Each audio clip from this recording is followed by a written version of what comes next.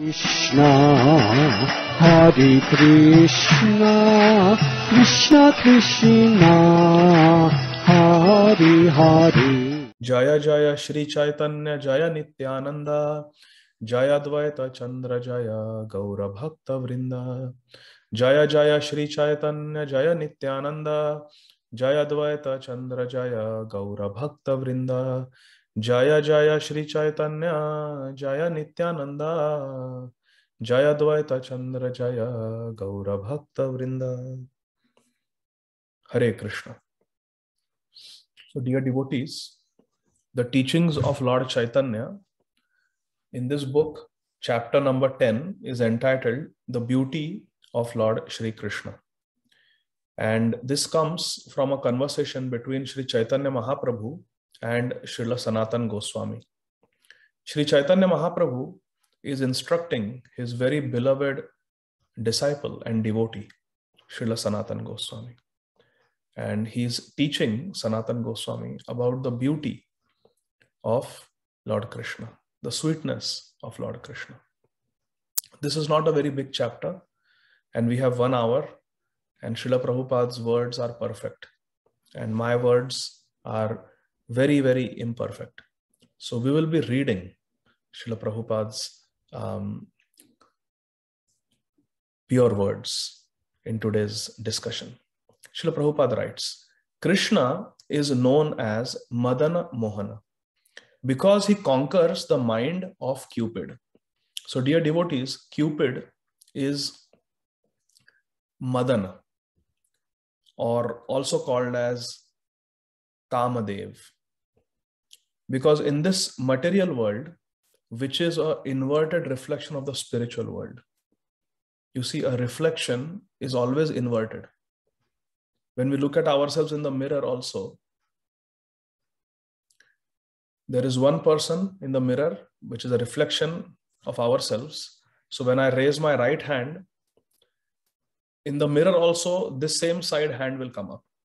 But actually, if we consider the person in the mirror to be a person, then his or her right hand should be on the opposite side, because we are standing face to face.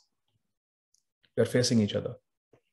But that doesn't happen because the image in the mirror is a reflection, and the reflection is laterally inverted. It's an inverted reflection. So similarly, this material world where we are right now, our scriptures explain that this material world is a pratibimba. It is a reflection, and therefore it is an inverted reflection of the spiritual world. To get a reflection, there should be some real object which is reflected. And that real object, that Vastava Vastu, is the spiritual world. And that spiritual world is reflected as this material world. And therefore, it is inverted. And inverted means that which is highest in the spiritual world will be the lowest in the material world. And that which is lowest in the material world will be the highest in the spiritual world. Because imagine you are standing on the banks of a river, and on the other side of the river, on the opposite bank, there is a tree, and the image of that tree is reflected in the water of the river or a lake. So the branches will be down and the trunk of the tree will be up. But if you go to the real object, which is the actual tree, the trunk is down and the branches and leaves are upwards. Therefore, the 15th chapter begins with Urdhva Mulam Adha Shakha. The roots are upwards and the Shakha, the branches, are downwards. Because this material world is an inverted reflection of the actual spiritual world, the real spiritual world. So here in this material world, my dear friends, Madana or Cupid represents lusty desires that we have for gratifying our senses. But in the spiritual world, the original Kamadev, the original Madan, the original Cupid is our beloved Lord Shri Krishna himself. He is the original Cupid in the spiritual world. So when Krishna comes in the material world, because in the material world, the Cupid is the personification of lust, which is the desire to gratify and please our own senses. Atmendriya priti ichha dhare kama nam, Krishnendriya priti ichha dhare premanam. So if we want to satisfy the senses of Krishna, that is called prem. But if we want to satisfy our own desires, that is called lust. So when Krishna comes in the material world, he sees that the so-called God of love is actually the God of lust, Madan, lusty desires.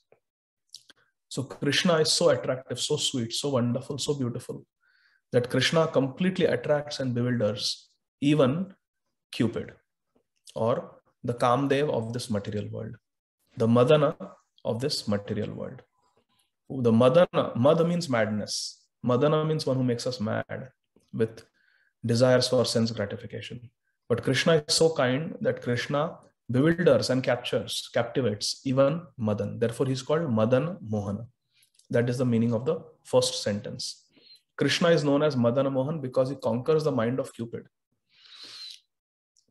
In the spiritual world, he is known as Madan Mohan due to his bestowing favors upon the Vraj Gopis and accepting their love, reciprocating with them. That's why he's called Madan Mohan in the spiritual world. After conquering Cupid's pride, Krishna engages in the Rasa dance as the real Cupid. So this is Krishna's eternal Leela in the spiritual world, reciprocating with his purely liberated devotees in the spiritual world.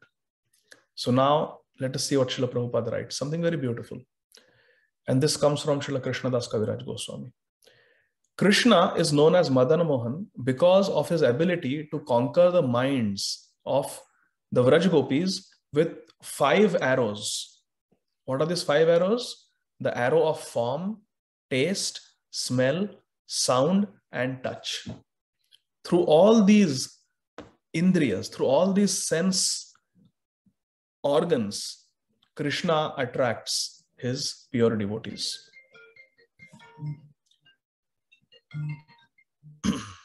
Krishna attracts his pure devotees. A very nice analogy is given here. The pearls of the necklace hanging on Krishna's neck are as white as ducks, and the peacock feather decorating Krishna's head is colored like a rainbow. His yellow garment is like lightning in the sky, and Krishna himself is like a newly formed rain cloud. This is so beautiful. So Krishna's complexion is like a rain-filled cloud. His Ghanasham, his complexion is like a rain-filled cloud. Shri Radhikaya Hridayasya Chauram Navam Buddha Kanti Choram. He's Shama Sundar. Navam Buddha. Navam Buddha. He is like a newly formed, fresh, rain-filled cloud. Very attractive. Why is Krishna's color like the rain-filled, newly formed cloud? We can understand that in the material world, when there is a drought, everyone is very much anxious to get rains, because without water we cannot survive. We will not have water to drink, we will not have water to cook food, we will not have water to bathe and cleanse ourselves. We cannot survive without water. Water is essential. On this planet, there is tons of water in the oceans, but that water is useless for us. It is not potable. We cannot drink and survive on that water. It is not compatible with life, with our health. So we need sweet water, and that pure sweet water comes down in the form of rain. Therefore, in this material world, we are very much anxious for that life-giving rain. And Krishna's complexion is like the rain-filled cloud, which gives us so much hope and joy. Krishna wears a peacock feather, which has got many different colors, blue, green, red. So therefore it is compared to the rainbow. Why is Krishna's peacock feather compared to the rainbow? This is also explained in Srimad Bhagavatam by Srila Shukdev Goswami and our acharyas. It's very beautiful. The rainbow is called Indra Dhanusha, and it appears in the sky. Indra is Indradev, and Dhanush means bow. And Indra is the king of all the devatas. So he's a very good fighter. He's very good with his bow and arrow. So the bow of Indra is called Indra Dhanush. And it starts from the horizon, arches across the sky. It's very huge, the rainbow, and goes down to the horizon on the other end. So Indra Dhanush is very big. But what is the peculiarity of this bow? Rainbow, Indra Dhanush, because Indra is the god of rain. So in English also it is called rainbow. What is the peculiarity of this rainbow? It doesn't have a string. A bow has the arch and it has a string. But this rainbow, Indradhanush, does not have a string. Therefore, Indradhanush is called Nirguna, because guna in Sanskrit also means rope. The word guna in Sanskrit has different meanings. Guna can refer to the different modes of material nature. Sattva gun, rajogun, tamogun. Yes, that is there.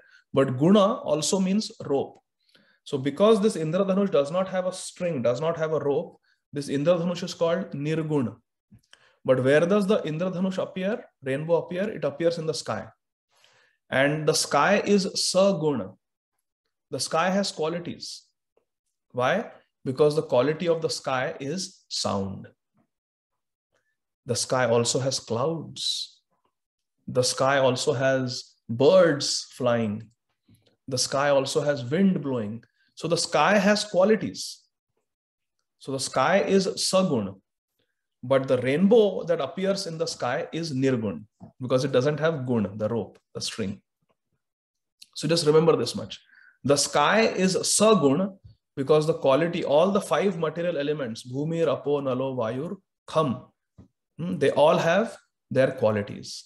And Kham or sky or ether has the quality of sound.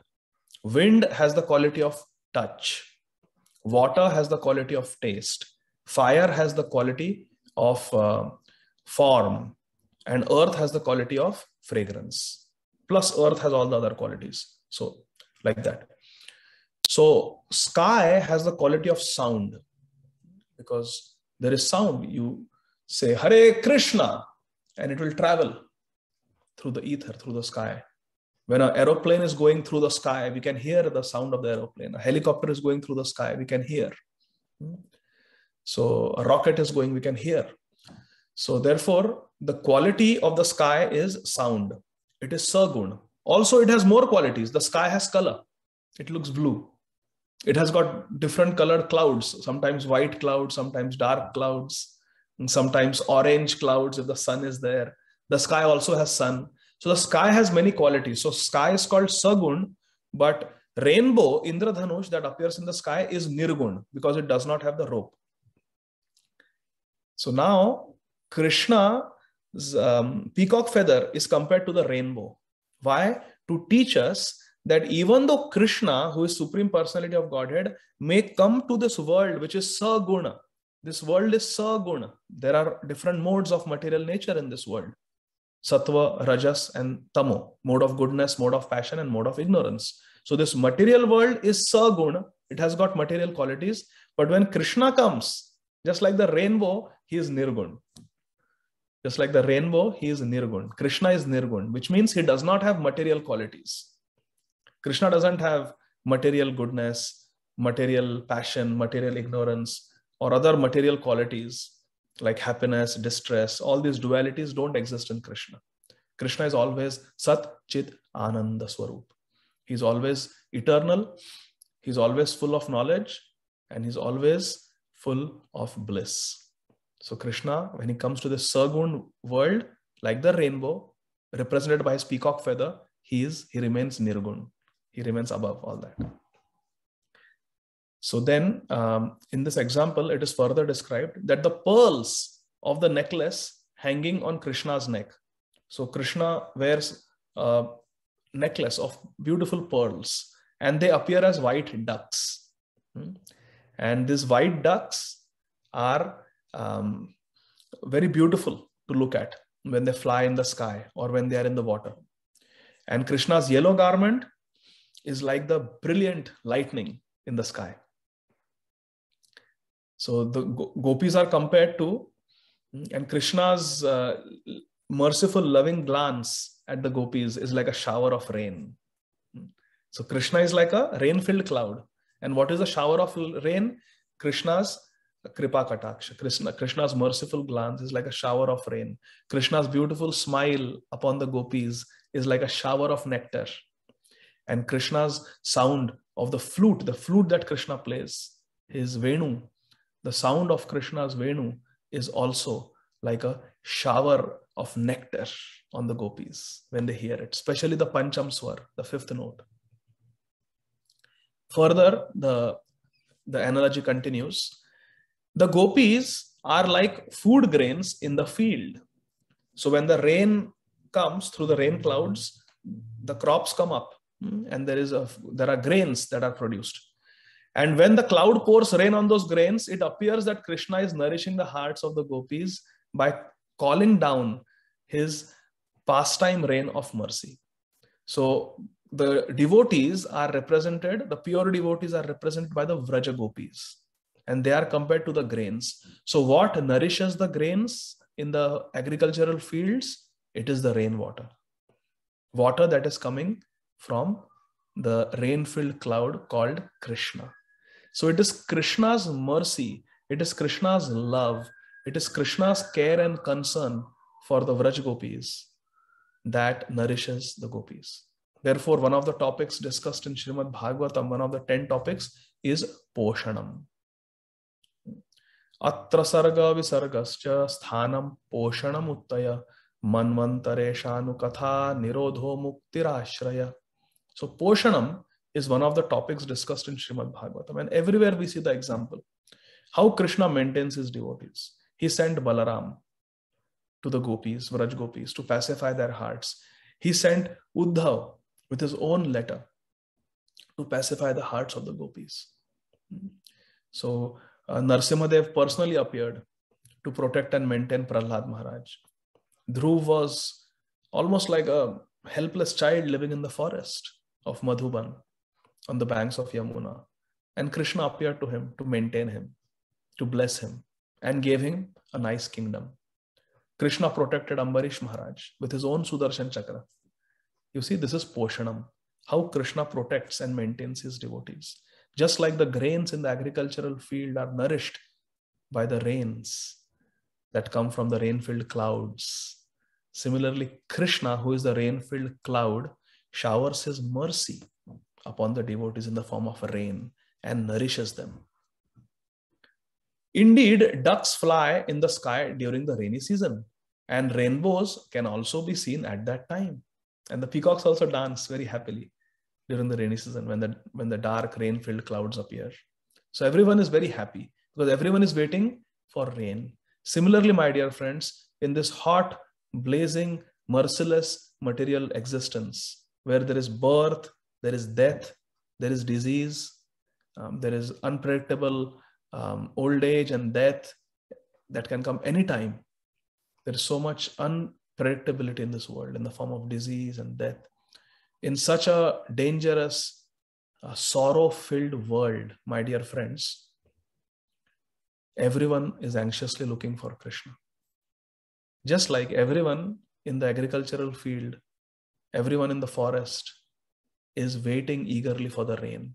Similarly, we are all looking for Krishna. It is Krishna only who can give us true happiness. But the problem in this material world is people in general do not know that they are looking for Krishna. Therefore, in our Krishna book, Shriman George Harrison, a disciple and follower and supporter of Srila Prabhupada, he writes, everyone is looking for Krishna. Some know it and some do not.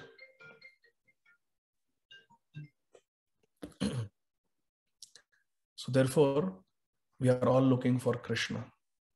And the best way to get Krishna is to take shelter of a spiritual master who has Krishna in his or her life. Krishna se tomar, Krishna dite paro, tomara shakati aache. Krishna se tomar.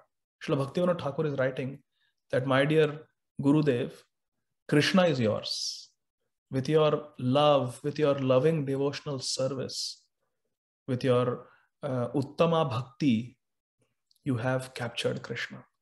Krishna himself declares, Aham Bhakta Paradhino. Bhritya Vashyata is one of the 64 qualities of Krishna, where he is always under the control of his devotees, pure devotees. Therefore, O Gurudev, O Vaishnav Thakur, Krishna se tomar. Krishna is yours. Krishna dite paro tomara shakati aache. And you alone have the strength to give Krishna to others. Only one who has some vastu, something, can give it to others. If we beg money from someone who does not have money, we will not get it. But if we beg money from someone who is super rich and charitable, then our chance of success is very high. We will get money because we are asking the right source, someone who has it. If we want to get a medical opinion, we need to go to a doctor who has medical knowledge.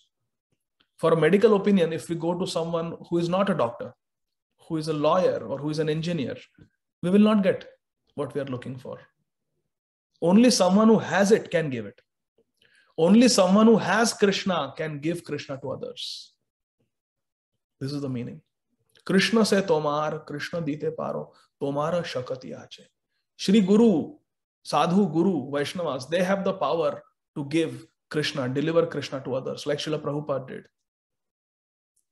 No one was Krishna conscious in America in 1965 until Om Vishnupad Paramhamsa Parivrajacharya Ashtottar Shata Shri Srimad Abhay Charanarvinda Bhaktivedanta Swami Maharaj Srila Prabhupada, our founder Acharya Srila Prabhupada, came here all alone and gave Krishna to the New Yorkers, then to people of San Francisco, then he went to Montreal and so many other places, Chicago, Detroit, Atlanta, everywhere, and gave Krishna. Gave Krishna. He went to Europe, he went to Africa, Australia, New Zealand, even Iran, Russia, and gave Krishna. Japan, gave Krishna everywhere to anyone who was willing to receive. Charity can be only given to someone who is willing to receive. If someone has his hands behind, no, I don't want, then what can be done? Someone may be distributing wealth, but if we don't want it, then it's our loss, it's our problem. So Krishna se tomar, Krishna dite paro, tomara shakati aache. Ami to kangal. This is very important. We have to accept the fact that Ami to kangal. I am a pauper. I am penniless. I am very, very impoverished. Then the giver of charity will be very merciful. We have to accept that I need it. I don't have it. But if we have the aham, if we have the ego, the pride, that, well, I have it. I'm fine. I'm doing all right. Or if you don't give it, someone else, I will take it from someone else. If we have such pride, such ego, such arrogance, then we will not get it. We will not be able to receive the mercy. So we have to put our hands up and say, Amito Kangal, I don't have. I want it, but I don't have it. I am a pauper. Please give. Please be merciful to me. That attitude should be there at all times. When we are doing our Nam Bhajan, when we are chanting, oh Krishna, I want you. You are non-different from your holy name. I want you. All I want is you. Let me focus. Let me meditate. Let me concentrate on you as I chant your holy names. Hare Krishna, Krishna Krishna, Hare Hare, Hare Rama, Rama Rama, Hare Hare. Whatever devotional service we are doing, whether we are cooking for Krishna, chanting Krishna's names, leading Sankirtan, speaking Harikatha, Samsiddhir Haritoshanam, Krishna, I am doing it for your satisfaction, for your pleasure. Please be pleased upon me. And we should do it in a spirit, in a way that will be pleasing to Krishna, based on our understanding that we have received from Guru, Sadhu and Shastra. So Krishna se tomara Krishna dite paro tomara shakati ache. Ami to kangal. I am kangal. I don't have any money. I am impoverished. I am poor. So what do I want? What wealth do I want? Krishna Krishna boli dhai tava pache pache. I want Krishna. I want Krishna. I want Krishna.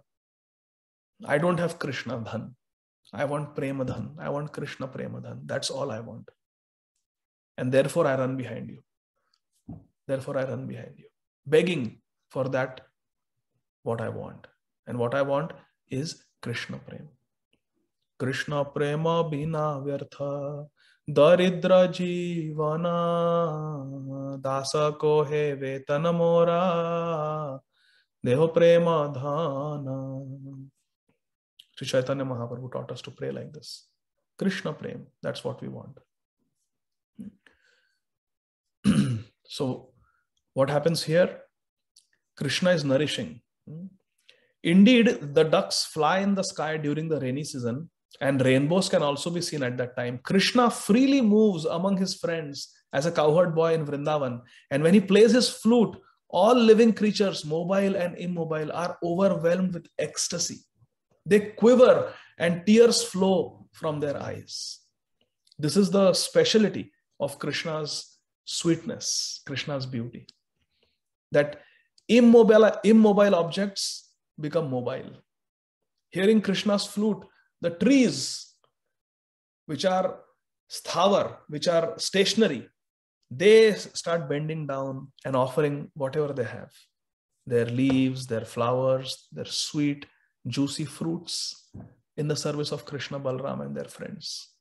They want to serve. They want to serve. And even the rocks, they start melting in love. They become soft. They change their form. They change their texture, consistency to please Krishna. Yamuna, who is always moving, flowing, she stops, stunned by the sweet sound of Krishna's flute. She wants to absorb the sweet sound of Krishna's flute. And the gopis and the gopas, who are also always moving, the Vrajavasis, they also get stunned and they become stationary. So moving personalities become stationary and stationary personalities become mobile. That is the contradictory effect of Krishna's flute on the Brajavasis.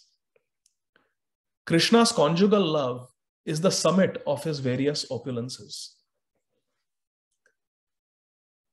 This we have to understand. There is a spectrum, my dear friends.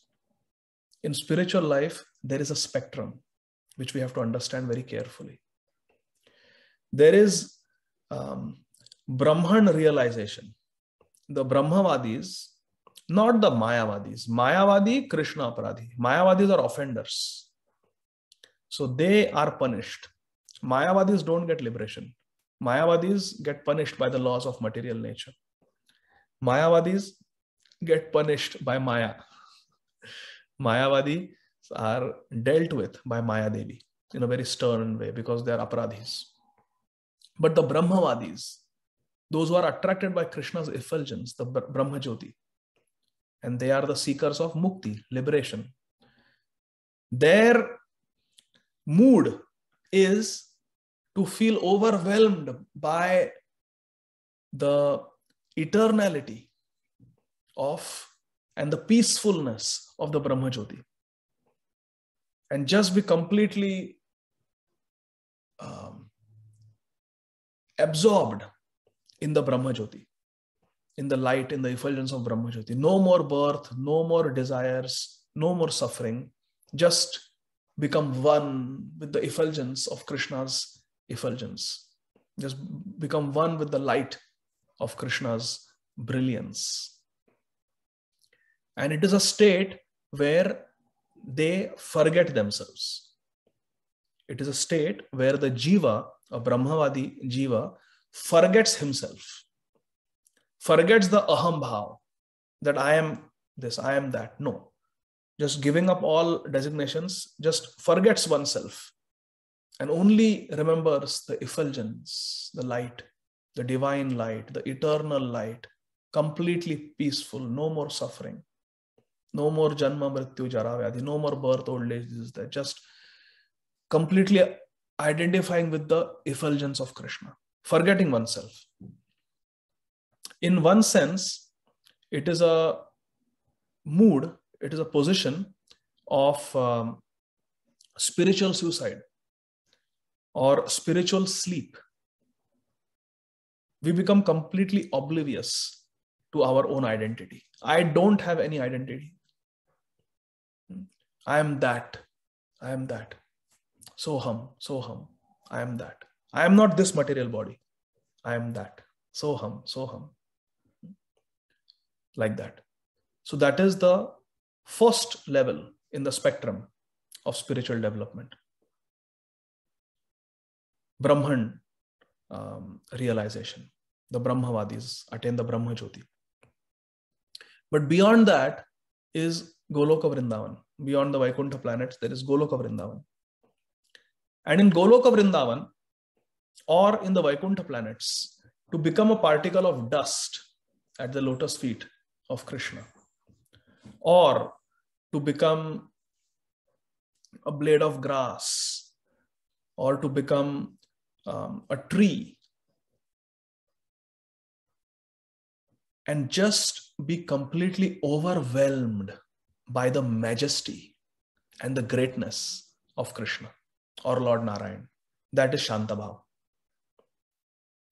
We are maintaining our identity and we are completely stunned, completely overwhelmed by Krishna's majesty, by Krishna's power, by Krishna's absolute authority, by Krishna's opulence. Stunned, overwhelmed. That is Shantabhav, Shantaras. Krishna's majesty, Krishna's opulence. This is the next stage in spiritual evolution, in spiritual perfection. Then comes the Dasya Bhav, servitude. So in Brahman realization, in the Brahmavadis, they completely forget themselves and get absorbed in the effulgence of Krishna. In the Shantaras, the rasa of neutrality, we are neutral in the sense that we are definitely not in the material world, but we are not actively serving the Lord also. Because we have identified the Lord, we have identified ourselves as part and parcel of the Lord, and we are completely stunned. Krishna, you're so great, you're so beautiful. Just stunned. Become a dust particle in Vrindavan or in Vaikuntha. That is Shantaras. Then there is Dasya. In Dasya, there is further evolution of spiritual consciousness. And we are now identifying, I'm supposed to serve you, my Lord. You are so great, yes. You are very majestic, yes. But I want to render service to you. You are so great that even though you are Atma Ram, being Atma Ram is not your only quality. You have one more quality. And that is Atma Ramyata is one quality, and Paratmatya is also your second quality. You are Atmaram and you are Paratmaram. So you are completely self-satisfied, but you are also satisfied by other living entities who serve you. Paratma Ram. So Atmaram means I am completely self-satisfied, which Krishna is. Krishna is Atmaram. And he doesn't need anyone else to make him happy. That is one quality of Krishna, but Krishna is unlimited. So Krishna is not just Atmaram, Krishna is Paratmaram also, where he gets pleasure from other living entities, his devotees also. Otherwise, what is the meaning of Bhritya Vashyata? Why would Atmaram come under the control of his own servant? Because he is Paratmaram also.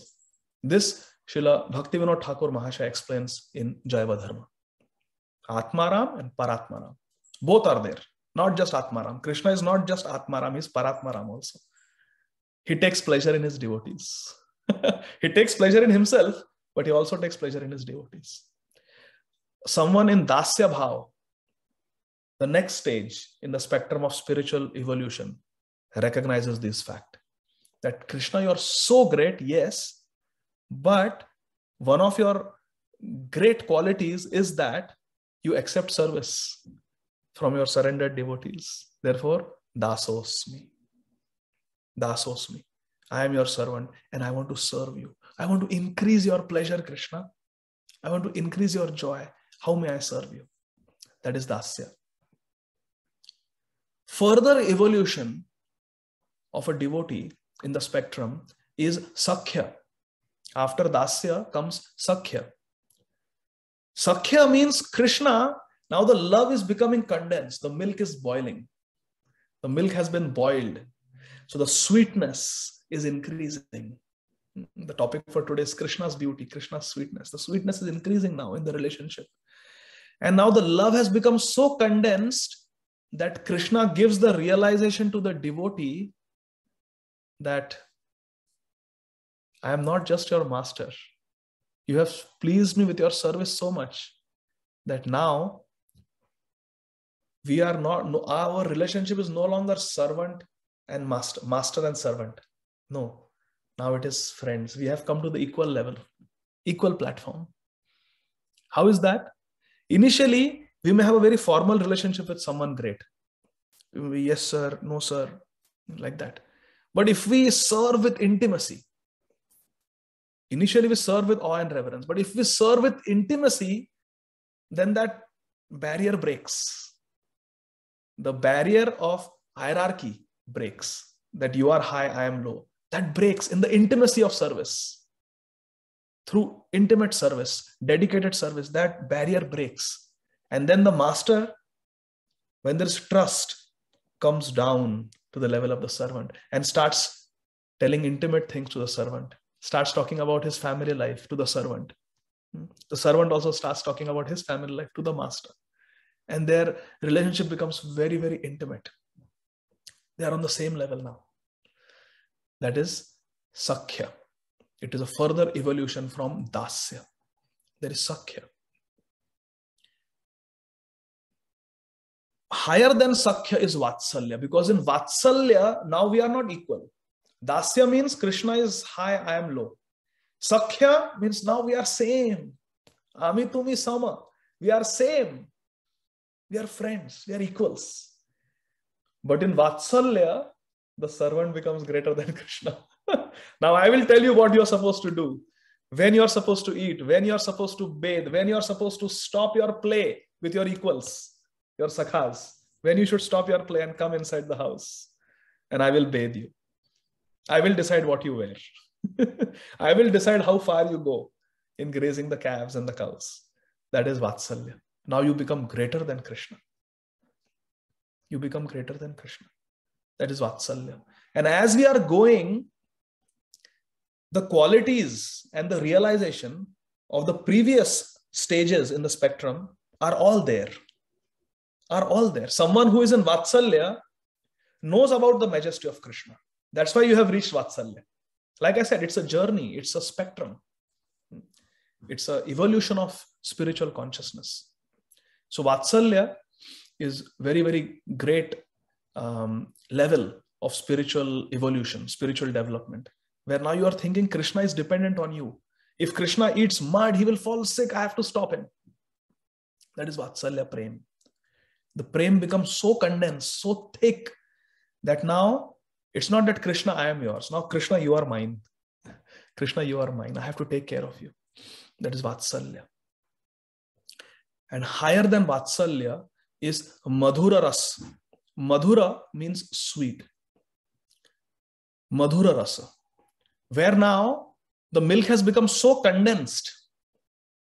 The sugar that was there in the milk was dilute because there was water. But by boiling, all the water has evaporated. Now there is only substance, sweet substance. Madhura Rasa. Substance means rasa and sweet means madhura. Madhura Rasa. The fifth rasa in the Vaikuntha planets or in Goloka Vrindavan. Because Brahman realization is not there in Goloka Vrindavan. There is no need for that effulgence. Nadad bhasyate suryo, na shashanko na pavaka, yad gatva na nivartante tad dham paramam mama. A premi bhakta will never become Brahmavadi. Never. But by the mercy of a sadhu guru, a Brahmavadi can become a premi bhakta. Example is the Chatush Kumaras, the 4 Kumaras. So the next stage is Madhura Rasa, where now Krishna is not only to be taken care of by me. Krishna is not only my friend. It's not that I don't want to serve Krishna. I want to serve Krishna also. And we are also stunned by Krishna's beauty. So there is the love of Shantaras, plus there is the love of Dasya, plus there is the love of Sakhya, plus there is the intimacy and love of Vatsalya, and plus we consider Krishna to be our lover. On the same level, in a very, very intimate way, where we are sometimes superior to Krishna, sometimes we are subordinate to Krishna. Sometimes we chastise Krishna, sometimes Krishna might punish us. That is Madhura Rasa. All in love. All this is in love. All the features of the previous spectrum are there in Madhura Rasa. And this, my dear friends, is the highest, where we don't have anyone other than Krishna. In Vatsalya, we have a spouse. Yashoda Maya has Nanda Baba to take care of. Nanda Baba has Yashoda Maya to take care of, to worry about. There may be other children also. So in Vatsalya, there are other duties. But in Madhura Rasa, there is no one. Krishna is our Prananath. Krishna is our Prana Vallabh. Krishna is Radha Vallabh. Krishna is Gopi Jana Vallabh. There is nothing else, there is no one else. Krishna is the Samam Bonam. Krishna is the all in all. Mat Prananathastu sa eva napara. There is no one else. That is Madhura Rasa. It is the highest in the spiritual spectrum as far as the relationships are concerned. Rasa is concerned. Madhura Rasa, which is the highest, is further divided into 2. There is Swakya Madhura Rasa and there is Parakya Madhura Rasa. The queens of Dwarka are in Swakya Madhura Rasa because Krishna is their husband. Krishna is their pati. Krishna is their husband. Krishna is their pati. They are married. So they ought to love Krishna. They ought to serve Krishna. With intimacy, yes. With sweetness, yes. Madhura Rasa. But it is Swakya. It is Swakya. They have to have children from Krishna. 10 sons and 1 daughter. All of them. And then we have to take care of children. Rukmini Devi has to take care of Pradyumna and other sons. Jambavati also. So all these queens, Satyabhama also, they have to take care of the children now. That is the fault in Swakya Madhura Rasa. There is an expectation because it's a marriage, and with marriage comes children. So therefore, the love gets divided. So that is the fault, transcendental fault in Swakya Madhura Rasa. Even if there are no children, but still, because there is a marriage, there is a duty, there are roles and responsibilities. So therefore, there is little sankuchit, there is little limitation, restriction to the love.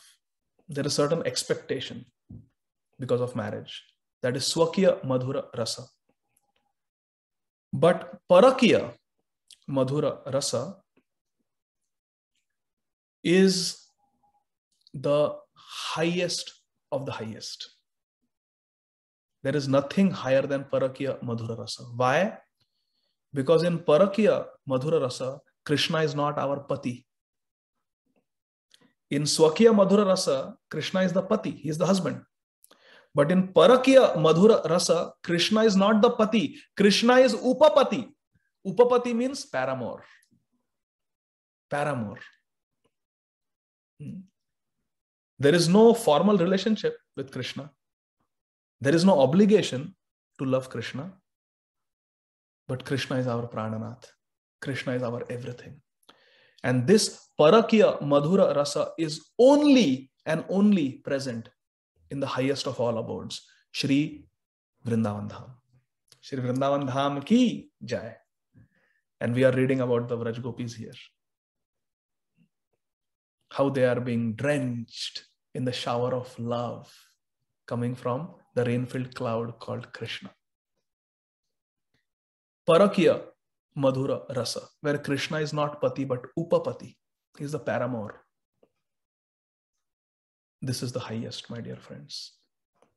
There is nothing higher than this. And Parakiya Bhave Java Brajete Prachara. Parakiya Bhava Ebe Brajeta Prachara. And Sri Chaitanya Mahaprabhu came to give us this Parakiya Madhura Rasa. This is the Unnata Ujjwala Rasa that Sri Chaitanya Mahaprabhu came to give us. This is the original Rasa, Adi Rasa. This is the most beautiful Rasa, Shringar Rasa.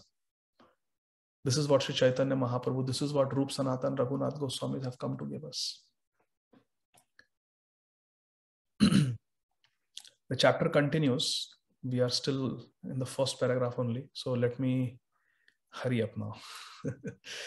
So Chaitanya Mahaprabhu, Sri Chaitanya Mahaprabhu is describing the super excellence of Krishna's conjugal attraction to Srila Sanatana Goswami. And then Sri Chaitanya Mahaprabhu quotes to Srila Sanatana Goswami a verse from the 10th canto of Srimad Bhagavatam, 10:44-14, where the ladies of Mathura, as Krishna enters Mathura, he enters the wrestling arena to fight with Chanor, Mushtek, Kuvalaya Pida, and ultimately with King Kansa. As Krishna enters the wrestling arena, the ladies of Mathura, who are also helplessly attracted to Krishna, because Krishna is Kamadev, Krishna is Madana Mohan,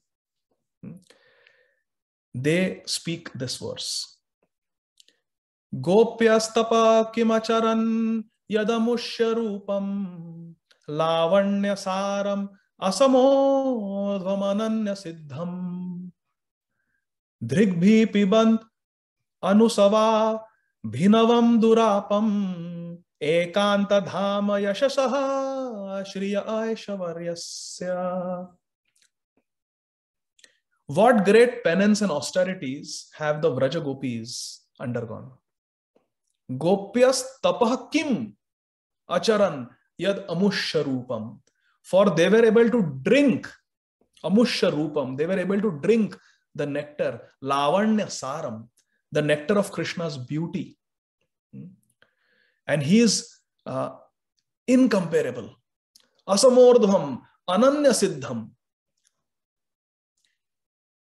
pibanti, drigbhi pibanti. They were drinking, the Vraja Gopis for 11.5 years were drinking the beauty of Krishna. They were drinking the nectar of Krishna's strength. What pious activities have the Vraja Gopis performed that they had this great fortune of Shriya Aishwarya, of drinking the nectar of Krishna's beauty, Krishna's strength, Krishna's fame, Krishna's riches, everything they were able to drink with their eyes and with their ears. How fortunate the Vraj Gopis are. I will read Srila Prabhupada's pure words. They are very soothing to the heart. The body of Krishna, the ocean of all eternal beauty of youth can be seen to move in waves of beauty. And there is a whirlwind at the sound of his flute. So Krishna's beauty is like the ocean, and Krishna's flute sound produces whirlwind in that ocean. And what happens when there is whirlwind? There are waves. And what are these waves? Those waves make the hearts of the gopis flutter. Hare Krishna. The waves make the hearts of the gopis flutter. How? Like dry leaves on the trees. So if there is a tree with dry leaves in this fall season that we are experiencing now, and there is a whirlwind, all the leaves will be blown away. They will fall from the trees. They will be blown away, and they will fall in the water body. They will fall into the ocean. And what happens? These leaves helplessly, when they fall down at Krishna's lotus feet. Leaves falling down means they fall down at the lotus feet of Krishna. And once they fall down, they can never rise up. When a leaf falls from the tree, it can never rise up and get stuck to the tree again. Never. Impossible. Similarly, once we take shelter of Krishna's lotus feet, there is no possibility that we will come back to this inverted, reflected tree, Urdhva Mula Adha Shaka, of this material world. Such is the beauty of Krishna. There is so much more, my dear friends, to speak here, but we have run out of time. Let me just read maybe the last two paragraphs. There is a description of Kama Gayatri also here, which we will skip, and then we will read the third last paragraph. The dancing movement of Krishna's earrings, eyes, and eyebrows is very attractive to the damsels of Vraja. Actually, Krishna's eyebrows, they are like bow, the bow of Cupid. And Krishna's merciful, loving glance and smiling face are the arrows being shot from the bow of the Adi Kamdev, the original Cupid, that is Krishna. Krishna is the ocean of beauty, and the luster of Krishna's body and the beauty of Krishna's face and smile. Prahasitam priya prema vikshanam viharanam chate dhyana mangalam rahasi samvido yaridi sprishaha kuhakano manaha kshobhayantihi.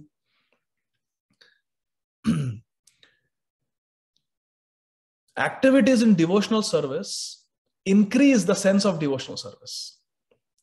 What else is there for two eyes to see beyond the face of Krishna? The gopis are saying. Since one cannot sufficiently see Krishna with only two eyes, one feels incapable and thus becomes bereaved. Two eyes are not enough. Atati adabhavana hanikananam truti yugayate twama paschatam kutila kuntalam shri mukham chate jada udikshatam pakshma kridrisham. They are even criticizing Lord Brahma. Our Sampradaya Acharya is being criticized by the gopis. Is that a Vaishnava Prad? Not at all. They are calling the Mahajan, one of the 12 Mahajans, and the Samsthapak Acharya, the founder Acharya of our Brahma Sampradaya, one of the 4 bona fide Vaishnava Sampradayas, a Jada, a fool. Is that a Vaishnava Prad to call Lord Brahmaji a fool? One who recited the Brahma Samhita prayers, a fool? Jada, Jada means fool. Jada udikshatam pakshma kridrisham, and calling a fool for creating eyelids. Eyelids are protecting the eyes. They are essential from the anatomy and physiology standpoint. Eyelids are very essential. They protect the eyes. And for creating pakshma krid, for creating eyelids, the gopis are calling Brahmaji a fool. Why? Because kutila kuntalam shri mukham chate. Because we are not able to see the beautiful Shri Mukh, the beautiful face of Krishna, when we nimisha, when we blink. That one nimisha, one fraction of a second is too much. Too much for us. Yugayitam nimeshen. It feels like a whole yuga. Feels like 432,000 years at least. Shortest yuga. One nimesha, one blinking of an eyelid. You should not have created eyelids. You should have given us unblinking eyes. And why only 2 eyes? Not enough. Krishna's beautiful face, Krishna's beautiful body has 24.5 moons. It is described in this chapter, in the next paragraph, in the explanation of the Kama Gayatri. 24.5 moons Krishna's beautiful form has. What are they? Krishna's face is 1 moon. Krishna's Kasturi Tilak on his forehead is 1 moon. Both Krishna's cheeks are like beautiful moons. That is 4. And then Krishna's 10 fingernails are brilliant and effulgent. Nakha Dyuti Sudhakaram. Sudhakar means moon. Nakha means nails. Nakha Dyuti, the luster of Krishna's nails is more effulgent, more brilliant, more pleasing than millions of moons. Nectar. Sudha also means nectar. So 10 fingernails is 10 moons, and 10 toenails is another 10 moons. So 10 plus 10 is 20, 2 cheeks 22, Krishna's face 23, and Krishna's Kasturi Tilak on the forehead 24. There are 24 moons, and then there's a half moon. Krishna's forehead, that is a half moon. So 24.5 moons. How can we see such beauty with just 2 eyes? It's not possible. You should have given us millions and millions of eyes, and that also without eyelids. So we could behold the beautiful form of Krishna to our full satisfaction, the gopis are saying. But see, it was not a Vaishnava Aparadh, because the gopis are at a spiritually much higher level than Lord Brahma. Because gopis are speaking in madness of love, without meaning any ill to Lord Brahma. Nothing. They don't mean ill. It's just helplessness. Out of love, they are saying these things. They are overwhelmed with love.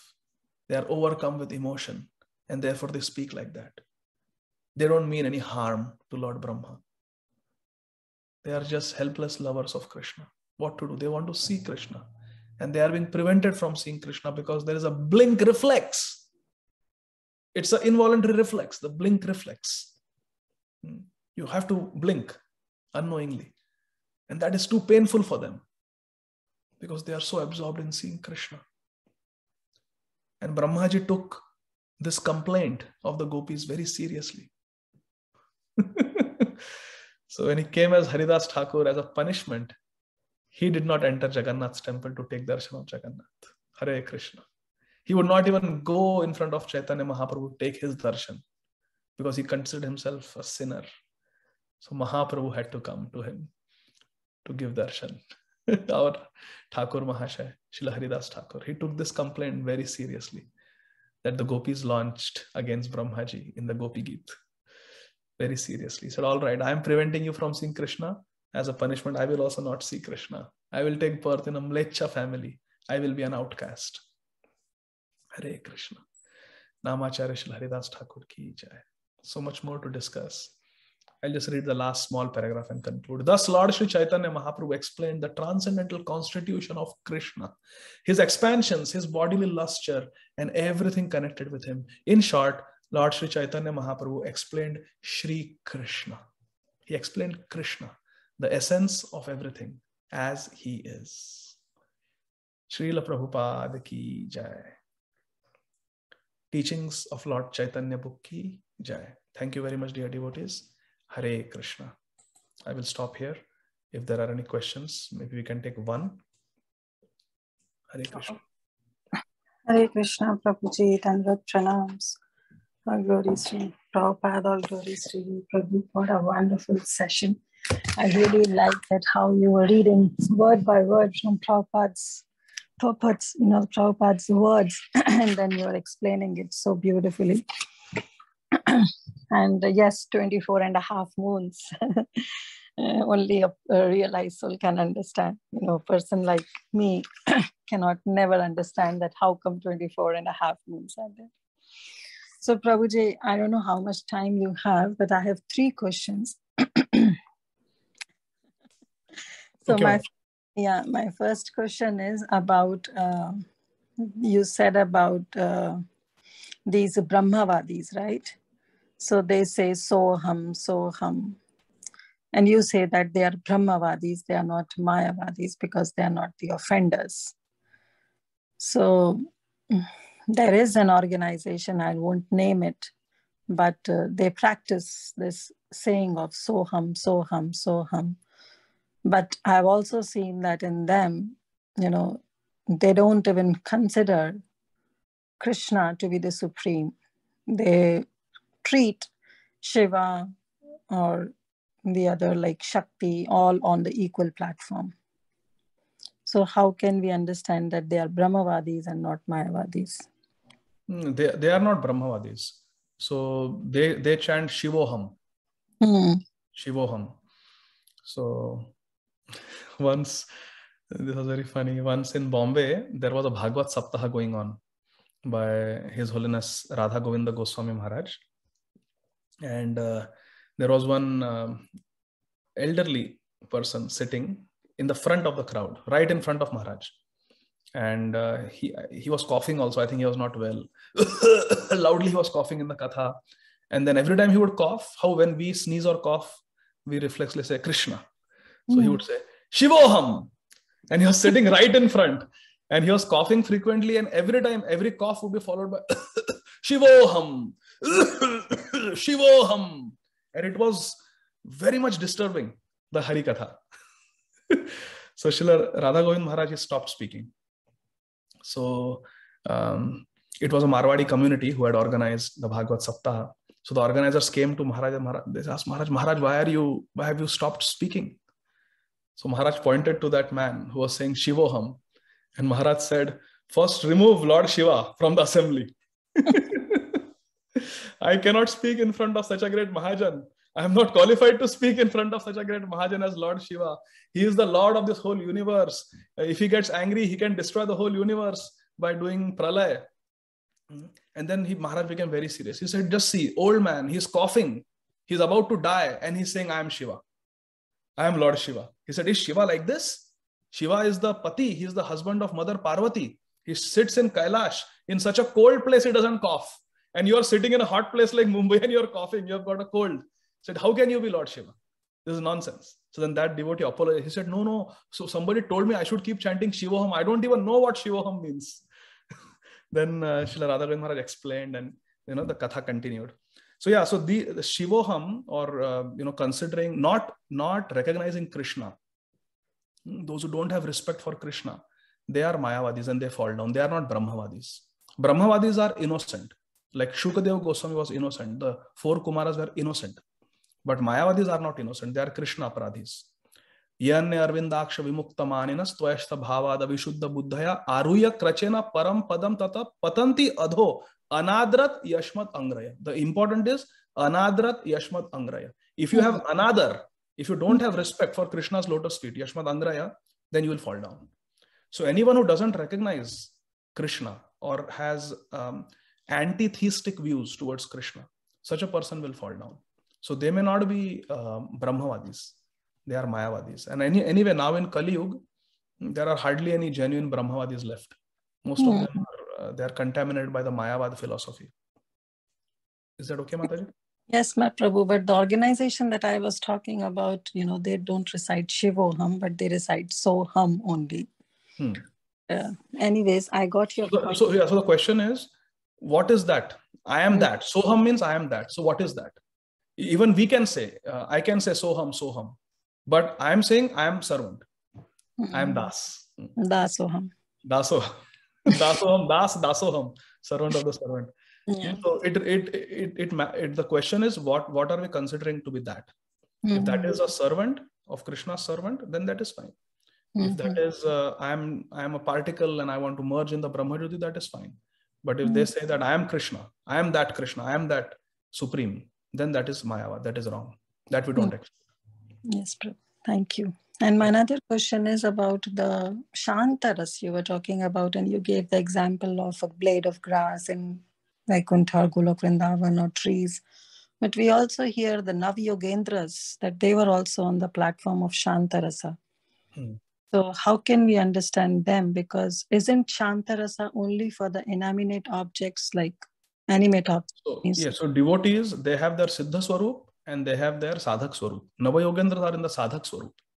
So they are coming here as devotees who are teaching Bhagavad Dharma in the 11th canto. So Srila Prabhupada is a Manjari, but he appeared here like our Prabhupada, A.C. Bhaktivinoda Swami. He appeared in a male body. So that is a Sadhak Swarup and that is a Siddha Swarup. And the interesting thing is, our acharyas explain that, for example, we have Rasasthali in Vrindavan. So it is not that the trees of Rasasthali are in Shantaras. How can they be in Shantaras if they can witness the Rasa Leela? If they can witness Radha and Krishna's Alingan, how can they be in Shantaras? So they also take on they are in the actually Madhurya Ras, but serving as trees. They are Sakhis serving as trees. This is the verdict of our acharyas. They are trees serving as Sakhis. And what is the proof? Madhavendra Puri. Yes. Shripad. He is the initiator of Parakya Madhurya Bhav on this planet Earth. And he's a Kalpavriksha tree, but he's coming from the Rasasthali. So like that. Makes sense. So Navayogendras are in their Sadhaka Swarup. That's why they are teaching Bhagavad Dharma. Yeah. Thank you, Prabhu. Thank you so much. Now, another last question is about the evolution of spiritual consciousness that you were talking about. So you used the word evolution, but isn't it like you went from Shanta to direct to Madhurya? So isn't it that if somebody is into some rasa, maybe Shanta, Dasa, Vatsalya, Sakya, whichever ras it is, isn't it that becomes the eternal rasa, or still there is a point where you can evolve from one rasa to another? So if one is not completely fixed up, paripakka, if one is not completely fixed up and one is in the initial stages on the mental level attracted to a particular rasa, but then comes in contact with a premi bhakta who is in a different rasa, then it is possible to upgrade. It is possible to go to the higher rasa. And we see the example of Gopakumar in Brihad Bhagavatamrita, how he had an evolution. And, but it was starting only, he was attracted to his Madan Gopal, right? Yes, but to realize that was a journey. That is the evolution of consciousness. Or we can understand in this way also that, as you explained in the second question, that there is a difference between Sadhaka Deha and Siddha Deha. Like in Sadhaka Deha, there might be some evolution, but once you attain your Siddha Deha, then your position becomes fixed. Yeah, the only difference here is, Mataji, when I was talking about the Navayogendras, I was saying that the Nitya Siddhas may come in the material world in Sadhak Swarup. Like Srila Prabhupada. Prabhupada or Srila Bhakti Siddhanta Saraswati Thakur or Bhaktivinoda Thakur, they are all in male body. Yeah. And so they came from the spiritual realm as Nitya Siddhas to serve in the mission of Sri Chaitanya Mahaprabhu. And for that service, they had to take male body because they came in Acharya Swarup. They came in Acharya Rup or Sadhak Rup. So Prabhupada also went through chanting, he went through initiation.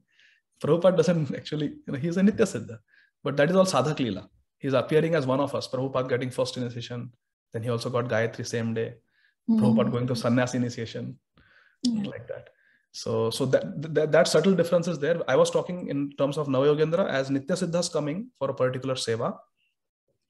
And what you are saying is a sadhak going through spiritual evolution in terms of rasa. So that is different. Both are there. Both are possible. So when one sadhak, when he attains or he or she attains the Siddha Deha, then there is no chance of evolution, right? So when we attain Paripakka Avastha, when we attain a completely mature, self-realized state where we have Atma Sakshatkar, we come to know our 11 characteristics, Ekadasha Bhav. We come to know our name, our service, our clothes, our village, everything we come to know about our Siddha Swarup, then there is absolutely no chance Like Hanumanji, you can tell Hanumanji everything about Rasa Leela. His mind will not move from the lotus feet of Raghunath even one bit. Yeah. Because he's completely fixed up. So then there is no chance of changing. But as a sadhaka, like one of us, as a conditioned soul, so one may have, for example, a good example would be our Dukhi Krishnadas. Dukhi Krishnadas's guru is Hriday Chaitanya. Hriday Chaitanya is a disciple of Gangadas Pandit, who is Subal Sakha. So they are all in Sakhya Bhav.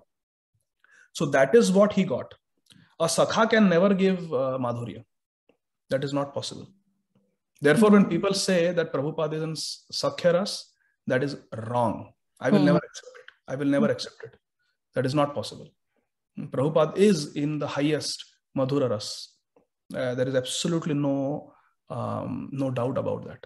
So that is the reason why Hriday Chaitanya sent his disciple Dukhi Krishnadas to Jiva Goswami, who is a Manjari, as a Shiksha Guru, to accept a Shiksha Guru and learn. Because Shyamananda Pandit, who is Dukhi Krishnadas, is a Manjari in the spiritual world. So you see that upgrade happened. Yeah. And similarly, another example is Srila Bhaktivinoda Thakur. Srila Bhaktivinoda Thakur's Gurudev was Bipin Bihari Maharaj. And Bipin Bihari Maharaj also sent, Srila Bhaktivinoda Thakur also went from Bipin Bihari Maharaj to Jagannath Das Babaji Maharaj, because Jagannath Das Babaji Maharaj is a Manjari. He's in a higher rasa. And the sweet thing is, when Srila Bhaktivinoda Thakur would come and sit with Srila Jagannath Das Babaji Maharaj, he would take Shiksha. And when Srila Bhaktivinoda Thakur would leave, Srila Jagannath Das Babaji Maharaj would offer full obeisances to him. So once Bihari asked him, Bihari was his servant, he asked him, Babaji Maharaj, why are you offering obeisances to your Shiksha disciple, to that judge, Bhaktivinoda Thakur? Why are you offering obeisances? So Srila Jagannath Das Babaji Maharaj closed his eyes and said, it is because in the Nikunja Leela of Golok Vrindavan, Thakur Mahashaya sits closer to Radharani than me. He is Kamala Manjari. He is the main assistant of Rupa Manjari. But I am not so close. I am also Manjari, but I am not so close as Bhaktivinoda Thakur. Therefore, now he is doing his Sadhak Leela. He is taking Shiksha from me, but actually he is my Guru. Like that. So that sweetness is there. But Jagannath Das Babaji Maharaj also realized that he knew that in the Kunjas, Bhaktivinoda Thakur as Kamala Manjari sits closer to Radharani than me. So like that. Yeah. Thank you, Prabhu, so much. And so sorry for taking your time, that these questions were bothering me. So I thought, okay, let me clarify. So thank you. And thank you for quoting the example of Dukhi Krishnadas, which was really apt and I could relate it now. Hare Krishna. Jai Shri Prabhupada. Jai.